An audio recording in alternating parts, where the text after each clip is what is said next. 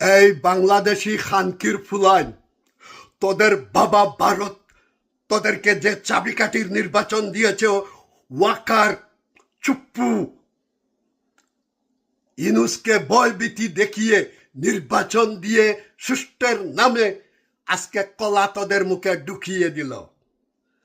আর অপেক্ষা নেই, ক্যান্টনমেন্ট ঘেরাও করে ওয়াকারকে ওখানে জীবিত হত্যা করতে হবে। ইতিহাস জেনে রাখ, বুদ্ধ ধর্মকে পৃথিবীর থেকে নিপাত করে বুদ্ধদেরকে, আদিবাসী এদেরকে দলিত চামার মেথর মুসিবা নিতে পারছে এবং তাদের মন্দির দখল করে তাদের হিন্দু মন্দির রূপান্তরিত করতে পেরেছে। আর তোরা বাংলাদেশি কি? এখন তো জাতিসংঘ নেই, গণতন্ত্র কি? গণতন্ত্র শেয়ার করিতন্ত্র, এটা ছিল হাসিনার।